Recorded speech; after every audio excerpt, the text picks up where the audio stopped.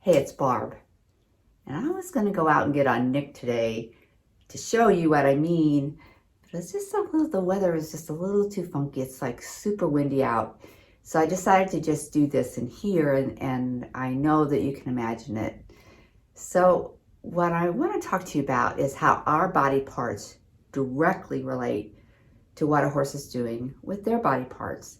Now, the reason this is important is because it will help you when you watch your video, or even just think about your riding. If you're having trouble, like with a horse, we call it dumping their weight on their front end and not staying on their hindquarters, it's really a good thing to see what you're doing with your body, because you so directly influence their body.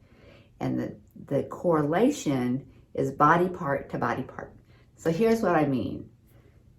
Our eyes are directly related to our horse's eyes.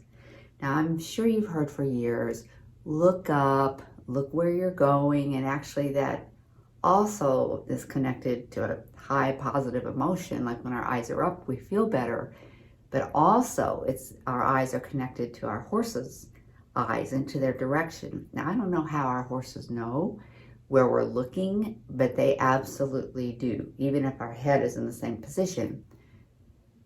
So our eyes connect to where our horse is looking and their focus and where they're going. Next is ears. Now, I can't put my ears back, or at least I can't show it on the outside, and I can't put my ears forward.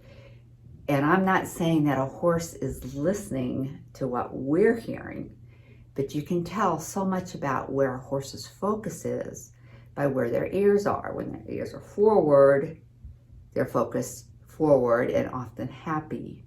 One ear is one side, they're listening that way. Sometimes one ear is that way, the other ear is that way. And a horse's ears are back. Sometimes it's just a little bit about their personality, or they might, if they're just kind of back a little, then they might just be paying attention to us and kind of trying to figure out what we're doing. Or if they're really laid back, they might be mad, or they might be hurting somewhere in their body. But anyway, the ears for a horse, they listen just like we use our ears to listen. The next thing is our shoulders. Now, our shoulders so directly impact what a horse does with their shoulders. If we lean forward too much, then a horse tends to what we call dump their weight, shift their weight to their forehand, and then often it takes their balance away from their hindquarters and causes difficulties in movement because they have lost their balance on their hindquarters. Sometimes if you have heard about a horse dropping their shoulder, just pay attention to what you're doing with your shoulder, because most of the time when we do this with the shoulder, then that causes a horse to put weight on that shoulder. Next comes our back. So if we are like this with our back all arched, then our horse tends to get hollow and not be collected and be kind of what we call strung out.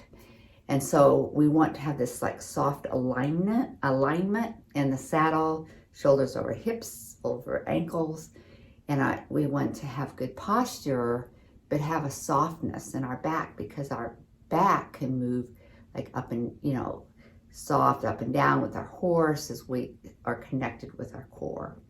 Which brings up my next piece, our backside, or our core, or back here, or our lower abdomen. That all connects to a horse's hindquarters. And when we stop, when we pivot, no matter what kind of turn, a cow turn or a spin, and I'm sure in the English world, there's certain kind of movements, and the hindquarters are the engine for a horse. The weight, we want that to be like the weight and the balance. So if we are upright, or if we're not steady in the saddle, then that's really hard for a horse to use their hindquarters.